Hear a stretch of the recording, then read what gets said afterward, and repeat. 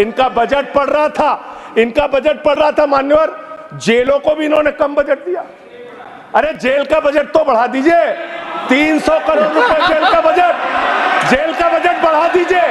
अरे अभी हमको जेल में भेजा है, कल तुमको जेल में आना है, तुम सबको जेल में आना है। जेल का बजट बढ़ा दो, जेलों को ठीक कर दो, अगला नंबर तुम्हारा है, तुम्हें जेल में आना है, इसलिए कम से कम जेलों को तो ठीक कर दो, अगला नंबर तुम्हारा।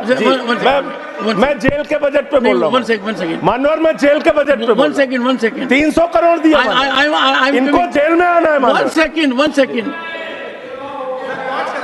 सदन के नेताजी से मैं अनुरोध करूंगा कि ये बहुत मार्मिक अपील है जेल का बजट बढ़ाने के लिए, और इस पर आप गौर फरमाइए। धन्यवाद सर। ठीक है ना, धन्यवाद सर। एक पृष्ठभूमि भी है मान्यवर, इसका ध्यान रखा जाएगा। में इन्होंने न्यायपालिकाओं के लिए जो बजट रखा वो नाकाफी है। 5 करोड़ केसेस पेंडिंग है इस देश के अंदर, और 6 लाख लोगों को पूरे देश में जेलों में रखा गया है, जिसमें करीब 76% अंडर ट्रायल है।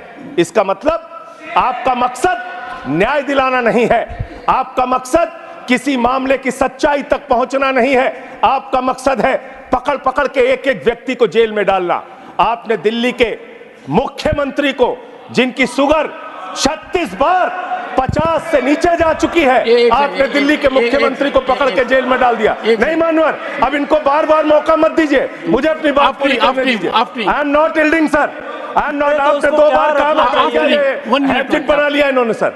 दिल्ली के मुख्यमंत्री को सर इन्होंने पकड़ के जेल में डाल के रखा, दिल्ली के शिक्षा मंत्री को इन्होंने 2 साल से जेल में रखा, दिल्ली के स्वास्थ्य मंत्री को इन्होंने 2 साल से जेल में रखा। आप एक एक विपक्ष के नेता को पकड़ पकड़ के जेल में डालते हैं। हेमंत सोरेन को मुख्यमंत्री को जेल में आपने रखा, संजय रावत को जेल में रखा, अनिल देशमुख को जेल में रखा, सबको पकड़ पकड़ के आप जेल में रखते हैं। बंगाल के 3 मंत्रियों को आपने पकड़ के जेल में रखा। आपका मकसद ट्रायल कराना नहीं, न्याय दिलाना नहीं, आपका मकसद हम लोगों को पकड़ के जेल में रखना है। जितना जेल में डालोगे, मैं आपसे कहना चाहता हूं, जितना जेल में डालोगे उतना गर्त में जाओगे। जिसने भी ये राजनीति की है उसका समापन हो गया है। अभी 240 पे पहुंचे हो, कल 24 पे पहुंचोगे, इसके बाद 2 पे भी आओगे। मैं तो 1-2 मिनट और मैं बस कह के अपनी बात खत्म करूंगा, मेरे टाइम में से उसको काट लीजिएगा। मान्यवर, भेदभाव की बात, सबसे भेदभाव इनको करना है। मुसलमानों से भेदभाव, सिखों से भेदभाव, ईसाइयों से भेदभाव, दलितों से भेदभाव, पिछड़ों से भेदभाव, और अब राज्यों से भेदभाव, राज्यों से भी भेदभाव, महिलाओं से भेदभाव, राज्यों से भेदभाव। क्या भेदभाव किया सर इन्होंने?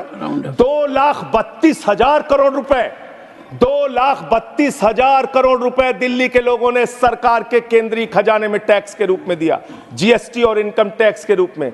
बदले में हमको कितना मिलता है? 0।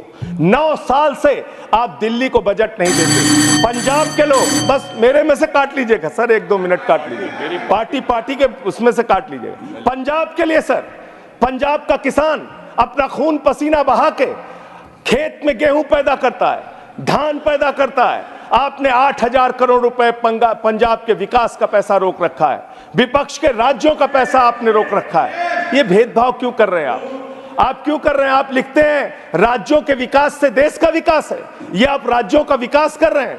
एक एक करके टारगेट करके विपक्षी राज्यों के साथ आपने भेदभाव करने का काम किया। और अंत में कोई मुझे कह रहा था सारे बजट कम किए, शिक्षा के बजट को भी आपने कम कर दिया।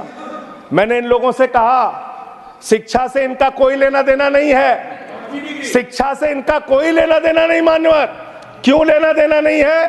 क्योंकि दिल्ली विश्वविद्यालय में मनुस्मृति पढ़ाने जा रहे हैं ये लोग।